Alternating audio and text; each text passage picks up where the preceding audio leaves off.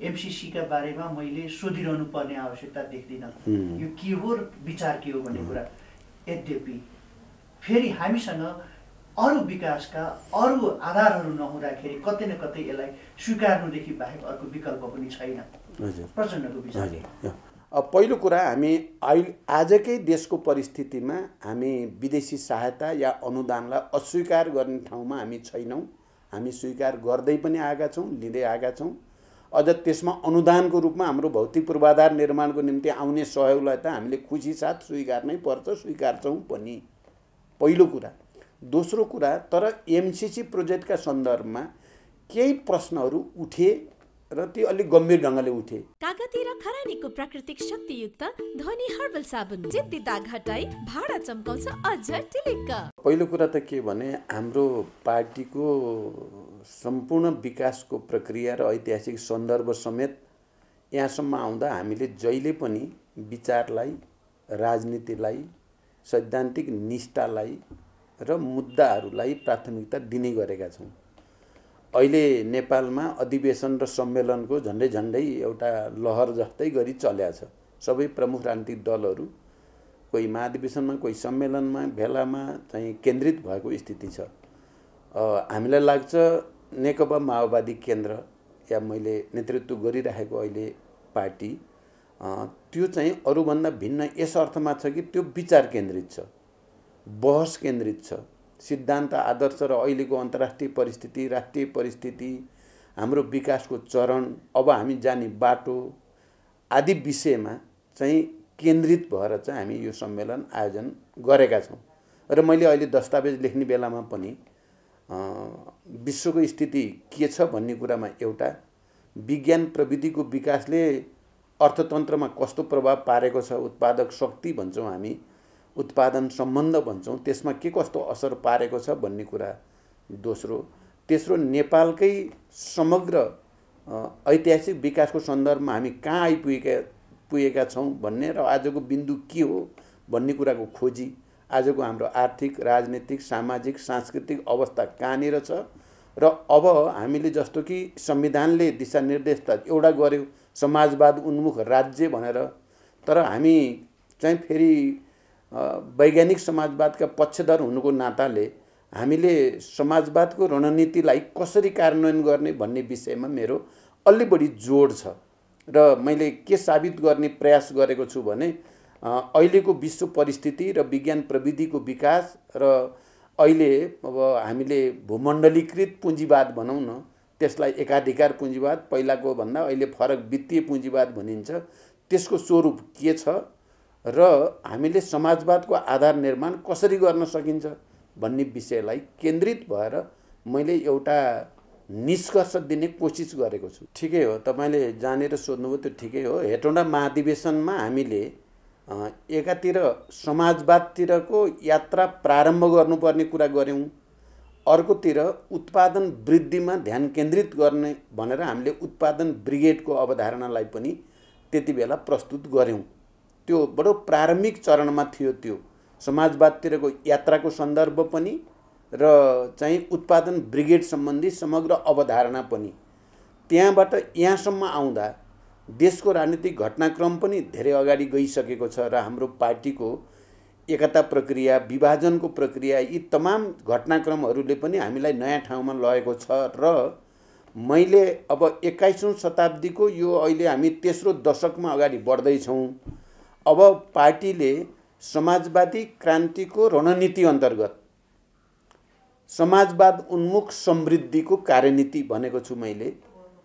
त्यो मातहतमा हामीले अब चाहिँ ठोस रूपमा नै स्थानीय तहदेखि प्रादेशिक र राष्ट्रिय तहसम्म, केन्द्रीय तहसम्म पनि हामीले उत्पादन वृद्धि गर्ने, एक समुदायको हक अधिकारलाई स्थापित गर्ने, प्रकृतिमाथि, प्राकृतिक साधन स्रोतमाथि स्थानीय जनताको अधिकारलाई स्थापित गर्ने कुरा, त्यहाँ व्यापक सामुदायिक मोर्चा बनाएर उत्पादन वृद्धि गर्ने र जनताको जो चाहना छ समृद्धिको त्यसलाई सम्बोधन गर्ने कुरा, प्रादेशिक र राष्ट्रिय तहका मुद्दामा पनि केन्द्रित भएर हामीले छिटोभन्दा छिटो राम्रो भन्दा राम्रो उपायद्वारा आर्थिक विकास गर्ने भन्ने कुरामा बढी केन्द्रित छ।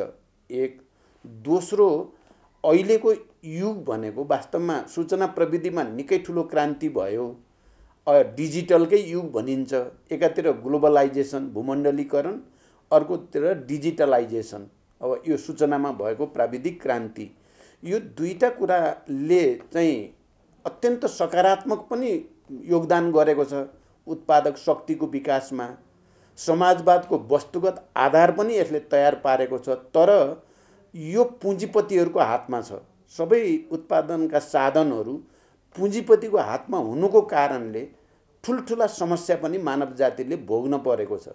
पर्यावरण विनाशको समस्या, कार्बन उत्सर्जनका कारणले जलवायु परिवर्तनको समस्या, पृथ्वीको तापक्रम बढ्ने समस्या, समुद्रको सतह बढ्ने समस्या जस्ता राष्ट्रिय मात्र होइन अन्तर्राष्ट्रिय मुद्दाहरू छन्। र यो समस्या धरतीमा किन आयो?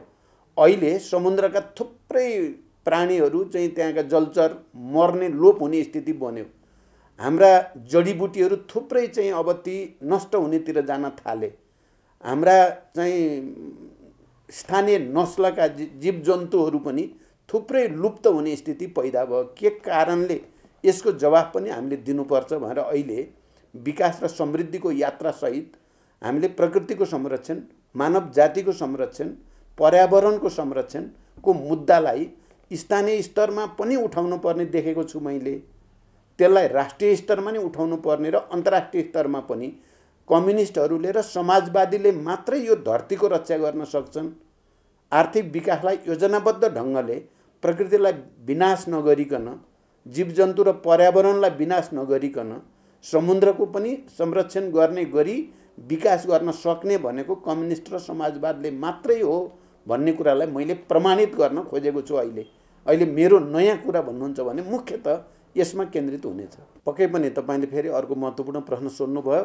अब हाम्रो संविधानले र अहिलेको प्रणालीले एकातिर राजनैतिक रूपमा समाजवाद उन्मुख राज्यको परिकल्पना गरेको छ र त्यहाँ हामीलाई नयाँ एउटा संरचना खडा गर्ने आधार त्यसले निर्देशन दिएको छ भने आर्थिक रूपले उसले निजी, सार्वजनिक र सहकारीको समायोजनमा नेपालको समाजवाद उन्मुख अर्थतन्त्र बढाउने भनेर पनि भनेको छ। त्यसले पनि आधार दिएको छ।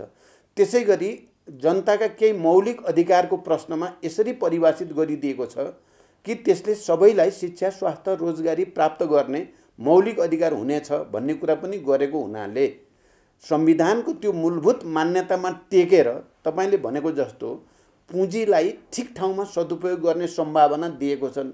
एक।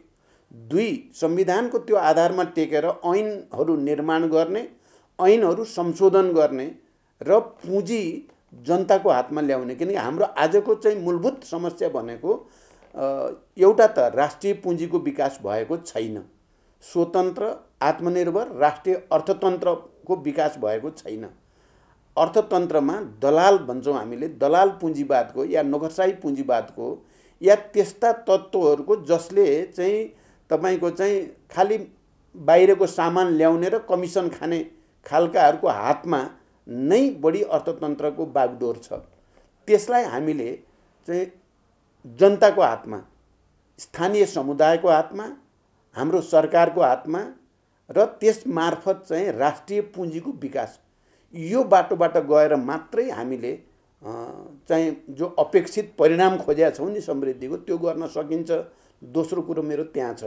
तर यो सजिलो छैन। तपाईँले भने जस्तो यो सजिलै हुन्छ भन्ने मेरो त्यस्तो बुझाइ पनि छैन। तर यसको निम्ति हामीले पार्टी संरचनालाई पनि नयाँ बनाएर लानुपर्ने हुन्छ। स्थानीय तहदेखि नै मजबुत बनाएर समुदायलाई बलियो बनाउने, स्थानीय जनतालाई अधिकार सम्पन्न बनाउने किसिमले जानुपर्ने हुन्छ।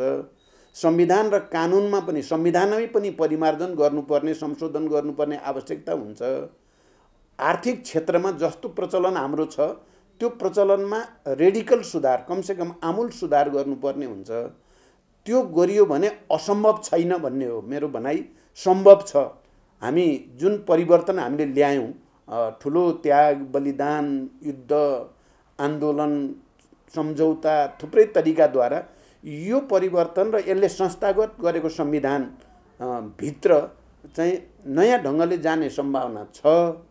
तर मैले जस्तो भने कि यो परिवर्तन नरुचाउने वर्ग छ, जसलाई दलाल पुँजीपति भनौँ, सामन्तहरूको अवशेष भनौँ, या नोकरशाही पुँजीपति भनौँ, या त्यस्ता बिचौलियाहरू जसले नेपालको राष्ट्रिय अर्थतन्त्रलाई स्वतन्त्र र आत्मनिर्भर हुन दिएको छैनन्, विदेशमुखी बनाउन खोजेका छन्, तिनीहरूलाई यो परिवर्तन मन परेको छैन। त्यसकारण कुनै न कुनै रूपलाई यो संविधानै खारेज गर्न पाए, यो सिस्टमलाई नै उल्ट्याउन पाए भनेर लागिरहेका छन् एक थरी भने हामी र अरू जो परिवर्तनका पक्षधर भनौँ या राष्ट्रिय अर्थतन्त्रका पक्षधर, राष्ट्रिय पुँजीको विकास गर्ने कुराका पक्षधर, दलाल नोकरशाहहरूको विरुद्ध जानुपर्छ भन्ने पक्षकाहरू चाहिँ फेरि यो संविधानलाई रक्षा गर्ने, अझ परिमार्जन गर्ने, विकास गर्ने र राष्ट्रिय पुँजी अपरिहार्य छ।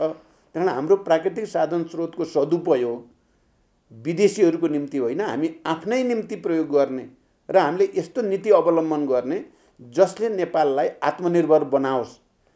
विकासका ठुल्ठुला कुरा त गरिए यो बीचमा, तपाईँ 50-60 वर्षको 70 वर्षको इतिहास हेऱ्यो भने धेरै योजनाका कुरा पनि भए, विकासका कुरा पनि भए, तर स्थिति के भयो त भनेर हेऱ्यो भने विदेशीको बजारमा परिणत भयो। पहिला हामी जे चिजमा आत्मनिर्भर थियो, नेपालमा आत्मनिर्भर थियो अन्न बालीमा, अहिले छैन। अरबौँको खाद्यान्न हामी विदेशबाट भित्राउनु पर्ने स्थिति आयो। हामी कतिपय सन्दर्भमा हामी फलफुल जडीबुटीमा त हामी आत्मनिर्भर थियौँ नै, तर अहिले त्यही पनि बाहिरबाट ल्याउनु पर्ने भयो भने यो स्थिति किन भयो भन्दा चाहिँ हाम्रो कहीँ न कहीँ नीतिगत त्रुटि राज्यको तर्फबाट भएको छ। मैले अहिले दस्तावेज लेख्दै गर्दा सच्याउन बल गर्ने पार्टीबाट पनि, सरकारतिरबाट पनि, सडकबाट पनि, त्यस कारण हामी सदन, सडक र सरकार तिनटै मोर्चाबाट राष्ट्रिय अर्थतन्त्रको विकास गर्ने, स्वतन्त्र आत्मनिर्भर राष्ट्रिय अर्थतन्त्रको विकास गर्नमा केन्द्रित हुनुपर्छ भन्ने छ। अब यो कुरा के हो भने नीति र नेतृत्वको बिचमा अविभाज्य सम्बन्ध हुन्छ, त्यो सबैले बुझेकै कुरा हो। जसको नीति उसको नेतृत्व भयो भने मात्रै त्यसले गति लिन्छ, राजनीतिले पनि गति लिन्छ, पार्टीले, आन्दोलनले गति लिने कुरा हो। र नेतृत्व कति समय हुने र नहुने भन्नेमा दुईटा अवधारणा छन्। एउटा विचारलाई बाहिर राखेर, विचार त्यति ठुलो कुरो होइन, आन्दोलन, नीति, राजनीति मुद्दा ठुलो कुरो होइन, नेतृत्व 5-5 वर्षमा फेर्नु ठुलो कुरा हो भन्ने एउटा सिद्धान्त छ विश्वव्यापी रूपमा। अब त्यो सिद्धान्त एक खालको छ भने अर्को विचारलाई नेतृत्व गर्ने हदसम्म यदि कसैले नीति निर्माण गर्छ, विचारलाई नयाँ ढङ्गले अगाडि बढाउने क्षमता राख्छ भने त्यो अवधि तोकेर नेतृत्व गर्नुपर्छ भन्ने कुनै सिद्धान्त हुनु हुँदैन भन्ने अर्को छ। दुईटा मान्यता छन्। हामीले कम्युनिस्ट आन्दोलनको इतिहासमा हेर्यो भने चाहिँ नेतृत्वमा या वैचारिक प्राधिकरण, मार्क्स एङ्गेल्स जस्तो प्राधिकार भयो उनीहरू चाहिँ कहिले पनि त्यो प्राधिकारभन्दा तल बस्न पर्ने पनि भएन, बसेनन् पनि। सङ्गठनको पद उनीहरूको निम्ति ठुलो कुरो होइन। दोस्रो, तपाईँ लेनिनहरूमा आउँदाखेरि पनि जीवित रहँदासम्म उहाँहरू वैचारिक अथोरिटीका साथ पुरा प्राधिकारपूर्ण ढङ्गले पार्टीको नेतृत्व गर्नुभयो। हामी चिनिया क्रान्तिमा हेर्दा पनि माओ त्से-तुङहरूले पुरा अधिकारको साथ विचारलाई नयाँ ढङ्गले विकसित गर्दै नेतृत्व गर्नुभयो। उहाँको लागि पनि ठुलो कुरो थिएन। यो एउटा ट्रेन हो, तपाईँ हेर्नुभयो भने विश्वभरि एउटा ट्रेन हो। अर्को ट्रेन छ बुर्जुवाहरूको र संशोधनवादी भन्छौँ हामी, अवसरवादीहरू चाहिँ बुर्जुवाको जस्तै जस्तै गर्नुलाई चाहिँ डेमोक्रेसी ठान्छन्। त्यहाँ विचारको बहस पनि आवश्यक ठान्दैनन् उनीहरूले, सिद्धान्तका कुरा पनि अनावश्यक ठान्छन् उनीहरूले। उनीहरूको लागि पद प्राप्ति र सुविधा प्राप्ति नै सबै कुरा हो भन्ने पर्छ। हाम्रो त्योभन्दा भिन्न छ। मलाई भन्नुहुन्छ भने हिजो जनयुद्धको क्रममा पार्टीमा निकै ठुलो बहस, छलफल, अध्ययन, अनुसन्धानको प्रक्रिया चल्यो। मान्छेहरूले चाहिँ हाँसी ज्यान दिएर समाजको निम्ति, रूपान्तरणको निम्ति भन्दै, समानता र स्वतन्त्रताको निम्ति भन्दै मरे। त्यही बिचमा चाहिँ म सुरुदेखि भनौँ त्यसको तयारीदेखि उठान र विकाससम्म म आफै नेतृत्वमा रहिराखेँ र त्यही बिचमा पार्टीले मलाई खालि पार्टीको अध्यक्ष वा महासचिवको रूपमा मात्रै होइन, एउटा विचारको पनि नेताको रूपमा प्रचण्ड पथ भनेर पनि त्यति बेला संश्लेषण गर्यो। यो एउटा व्यक्तिले गरेको कुरा नि थिएन, त्यो राष्ट्रिय सम्मेलनबाट सर्वसम्मत रूपमा गरियो। त्यो करिब करिब प्राधिकार बन्ने प्रक्रिया हो त्यो भनेर पनि संश्लेषण गरियो। त्यसैमा टेकेर जनयुद्धकै बिचमा 21औं शताब्दीमा जनवाद के हो त डेमोक्रेसी, अरू बुर्जुवाको डेमोक्रेसी र हामी कम्युनिस्टको डेमोक्रेसीमा अन्तर के हो भन्ने कुराको गहिरो अध्ययन र व्याख्या 21औं शताब्दीमा जनवाद भन्ने प्रस्तावमा मैले गरेको छु। र त्यो अहिले म दस्तावेज लेख्दा पनि त्यो फर्केर हेर्छु म, त्यसमा धेरै गहन र धेरै दूरगामी विचारहरू त्यहाँ प्रस्तुत गरिए। अनि हामी चुनमाङ बैठक भन्छौँ, त्यो चुनमाङ बैठकमा चाहिँ फेरि कसरी शान्ति सम्झौता र परिवर्तनलाई अगाडि बढाउने भन्ने सन्दर्भमा केही महत्त्वपूर्ण निर्णयहरू त्यसले गर्यो। अनि त्यसैको जगमा 12 बुँदे समझदारी भयो। मैले यदि चुनमाङ बैठकमा त्यो दस्तावेज जो प्रस्तुत गरेँ त्यो पारित नभएको भए 3 महिने युद्धविराम हुन्थेन। एकलौटी गरेको छु मैले युद्धविराम, त्यो हुने थिएन। त्यो युद्धविराम नभएको भए 12 बुँदे समझदारी हुने थिएन। त्यो 12 बुँदे समझदारी नभएको भए 19 दिनको ऐतिहासिक जनआन्दोलन हुने थिएन। तपाईँ हेर्नुभयो भने इतिहास र घटनाक्रमले बडो चाहिँ गम्भीर ढङ्गले एउटा नेतृत्वको विकास गरेको छ। त्यो मेरो व्यक्तिगत कुरा होइन, त्यो आन्दोलनले लाखौं करोडौं जनताका आवश्यकता र चाहनाले नेतृत्व विकास हुने कुरा हो। अब चाहिँ यो पार्टीलाई पनि बुर्जुवा पार्टी बनाउन चाहनेहरूले कति बसेको भनेर मलाई मानौ मैले व्यक्तिगत रूपले बसे जस्तो, यो मेरो व्यक्तिगत कुरा होइन। यो राष्ट्रको सर्वोत्तम हितको निम्ति, जनताको चाहिँ विकास समृद्धि र मुक्तिको निम्ति मैले अन्तिम समयसम्म लड्छु भनेर मलाई सबै साथीहरूले तपाईँ बस्नुपर्छ भनेर पो बरु म बसिरहेको छु त। व्यक्तिगत रूपले त भन्नुहुन्छ भने मलाई यत्रो चाहिँ बस्नुभन्दा चाहिँ अब त रिटायर भएर संस्मरण लेख्नु पो चाहिँ राम्रो छ।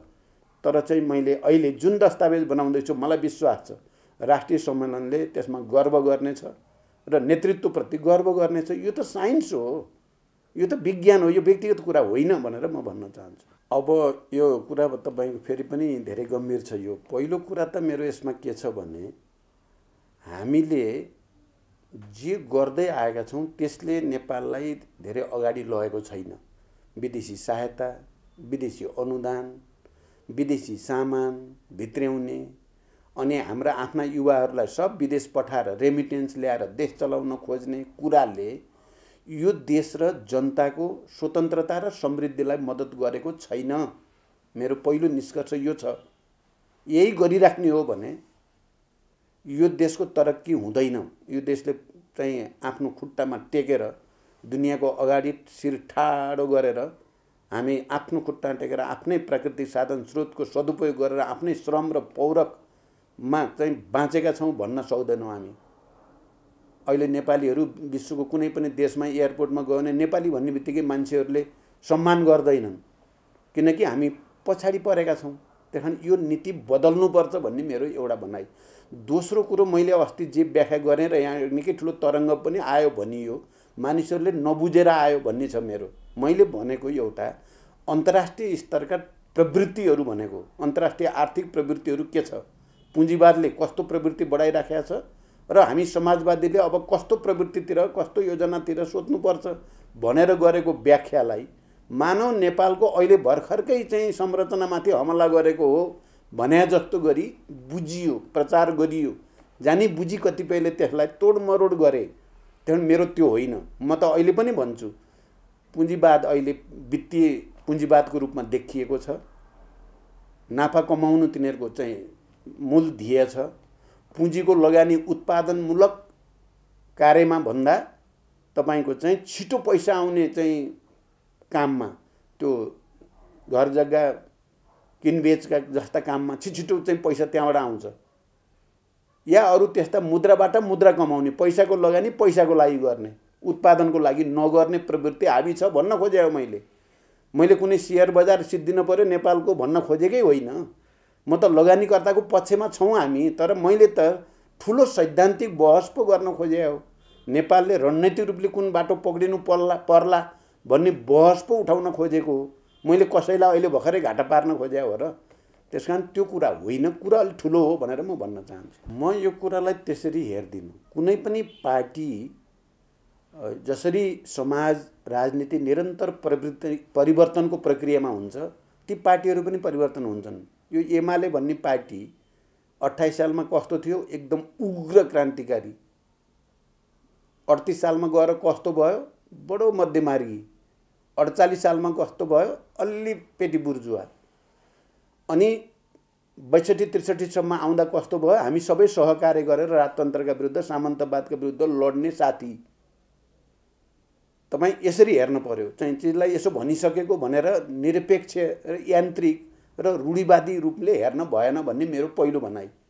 दोस्रो, मैले हो पार्टी एकता गर्ने प्रस्ताव मैले नै गरे हो, मलाई त्यसमा पश्चाताप छैन, मैले गरेको सही नै हो भन्ने छ पहिलो। किनकि त्यसबाट देशमा राजनीतिक स्थायित्व पनि आउँछ, कम्युनिस्ट आन्दोलन पनि बलियो हुन्छ, जनताको आर्थिक विकासको सपना पनि पुरा गर्न सकिन्छ भन्ने मैले कल्पना गर्नु गल्ती हो भन्दा म कहीँ कतैबाट नाप्दा पनि मैले आफूले त्रुटि गरेको देख्दिनँ। दोस्रो, तेस्रो, मेरो त्रुटि थिएन भन्ने कुरा दुवैतिरका आम नेता कार्यकर्ताहरूले त्यसलाई अनुमोदन गरे खुसी साथ। त्यति मात्र होइन, आम नेपाली जनताले पनि तपाईँहरूले ठिक गर्नुभयो भनेर 2/3 बहुमत दिए। यसले पनि त्यो अनुमोदित पनि भयो, त्यसकारण पनि त्यो गल्ती थिएन। र म अहिले पनि कम्युनिस्ट आन्दोलनको एकताको पक्षमा, राजनीतिक स्थायित्वको पक्षमा, राष्ट्रिय एकताको पक्षमा छु र मेरो प्रयास त्यतैतिर हुन्छ भन्ने कुरा पनि म प्रष्ट छु।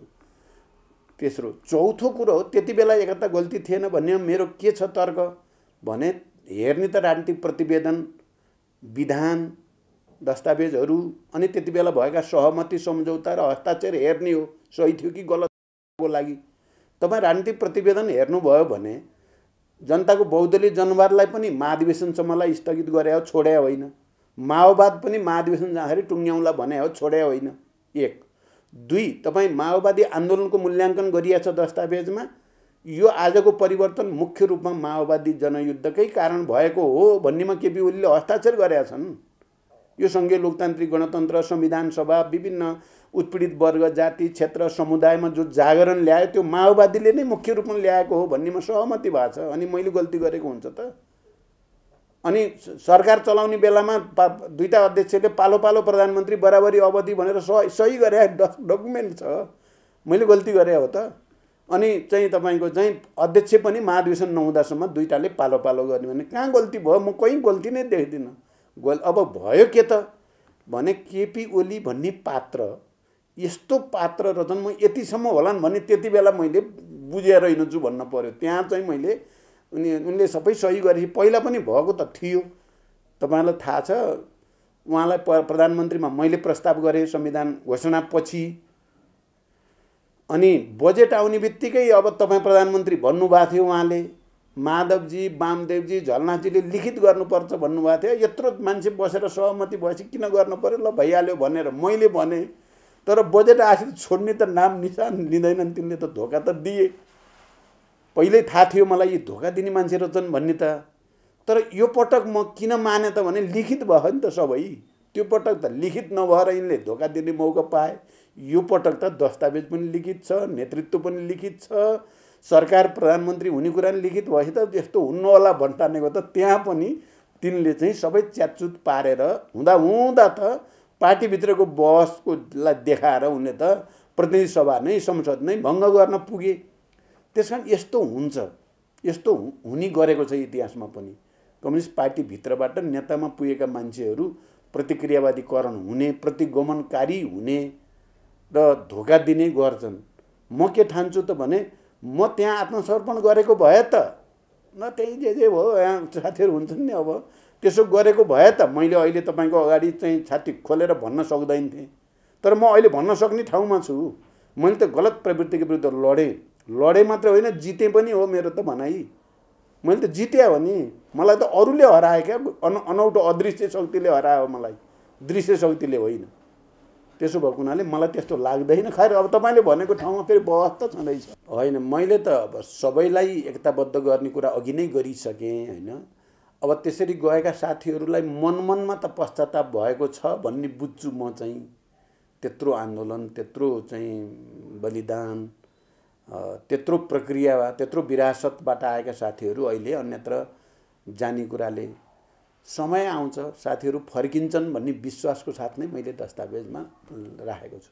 अब पहिलो कुरा, हामी आजकै देशको परिस्थितिमा हामी विदेशी सहायता या अनुदानलाई अस्वीकार गर्ने ठाउँमा हामी छैनौँ। हामी स्वीकार गर्दै पनि आएका छौँ, लिँदै आएका छौँ। अझ त्यसमा अनुदानको रूपमा हाम्रो भौतिक पूर्वाधार निर्माणको निम्ति आउने सहयोगलाई त हामीले खुसी साथ स्वीकार्नै पर्छ, स्वीकार्छौँ पनि, पहिलो कुरा। दोस्रो कुरा, तर एमसिसी प्रोजेक्टका सन्दर्भमा केही प्रश्नहरू उठे र ती अलिक गम्भीर ढङ्गले उठे। पहिलो कुरा त यो ओरिजिनल सहमतिमा संसदमा लगेर अनुमोदन गर्ने कुरा थिएन। यो बिचमा कहाँबाट आयो, किन आयो, त्यहाँबाट सुरु भयो यसको विवाद। नत्र यो पहिला विवादमा थिएन। त्यसपछि अमेरिकाको आफ्नो ग्लोबल स्ट्रेटेजी भनौँ न, विश्वव्यापी रणनीतिको अङ्ग हो यो भन्ने जस्ता प्रचारहरू आए र त्यसले पनि फेरि नयाँ बहसलाई जन्म दियो र आम जनतामा एउटा खालको पर्सेप्सन भनौँ न, बुझाइ भयो कि एमसिसी भनेको यो राष्ट्रको हितमा छैन भन्ने खालको व्यापक रूपमा गयो। त्यसकारण हाम्रो भनाइ अहिले के हो त भने, पहिलो कुरा त यो विषयमा जहाँनिर चाहिँ त्रुटि भएका छन्, किन ओरिजिनल सहमतिबाट अर्को सहमतिमा किन लगियो भन्ने कुराको स्पष्ट पार्नु पर्यो। अनि जुन जुन प्रावधानले हामीलाई अप्ठ्यारो पार्ने जस्तो छ ती प्रावधान सच्याइनु पर्यो, त्यसलाई स्पष्ट पारिनु पर्यो। जरुरी पर्दा संशोधन पनि गर्न पर्यो, दोस्रो कुरा। तेस्रो कुरा, यो विषय अलि गम्भीर र संवेदनशील भइ नै सकेको हुनाले राजनीतिक दलहरूको बिचमा पनि अधिकतम समझदारीको प्रयास गर्नु पर्यो। अनि राष्ट्रिय रूपमा पनि बुद्धिजीवी, पत्रकार, नागरिकहरूको पनि राय लिएर राष्ट्रिय रूपमा पनि एउटा समझदारी बनाएर मात्रै यसलाई अगाडि बढाउन सकिन्छ। जबरजस्ती गरियो भने यसले चाहिँ अप्ठ्यारो स्थिति बन्छ भन्ने भएको हुनाले नै हामी अहिले अस्ति तपाईँहरूले देखिहाल्नुभयो, अल पार्टी मिटिङ प्रधानमन्त्रीजीले बोलाउनु भयो, त्यहाँ छलफल भयो। गठबन्धनको बैठक भयो, त्यहाँ छलफल भयो। गठबन्धनले एउटा कार्यदल बनायो, त्यो कार्यदलले कहाँ कहाँ त्रुटि छ भनेर अध्ययन गर्दैछ। हिजो मात्रै त्यसको बैठक बस्यो, त्यसले चाहिँ अब गर्दैछ, फेरि 17 गते बस्दैछ। अब यो प्रक्रिया छ दोस्रो। अब तेस्रो कुरा के छ भने तपाईँको चाहिँ गठबन्धनको कुरा मलाई लाग्दैन एमसिसी ले अलिकति समय लियो नै भने पनि वा चाहिँ तपाईँको यसमा केही सुधारको गुन्जाइस छ। प्रधानमन्त्रीजीले पनि अस्ति सर्वदलीय बैठकमा, गठबन्धनको बैठकमा नि भन्नुभएको छ सुधारको गुन्जाइस त छ, म पनि कोसिस गर्छु भन्नुभएको छ। त्यस्तो भयो भने त एउटा भयो, मानौ चाहिँ अप्ठ्यारो नै पर्यो भने पनि एमसिसीकै कारणले गठबन्धन टुट्छ भन्ने मलाई लागेको छैन, टुट्दैन। त्यति कारणले टुट्न पनि हुँदैन, टुट्न पनि दिँदैन भन्ने छ मेरो चाहिँ। र तपाईँले देख्नुभयो, अब हिजो मात्रै मेरो प्रधानमन्त्रीजीसँग कुरा भयो, अब यो बुद्धिजीवी नागरिकहरूको बैठक बस्ने कि भन्ने थियो। अब हाम्रो राष्ट्रिय सम्मेलनको चाप आइसक्यो भनेपछि हुन्छ तपाईँको सम्मेलनपछि गरौँ भनेर सहज ढङ्गले उहाँले सहयोगी रुख देखाउनु भयो। भन्दाखेरि उहाँ पनि यो विषयलाई प्रधानमन्त्रीजीले पनि बुझ्नुभएको छ र अनावश्यक रूपले चाहिँ प्रेसर आउँछ भन्ने मलाई लाग्दैन। समय र विचारका लागि धन्यवाद। Thank you very much. धन्यवाद तपाईँलाई पनि।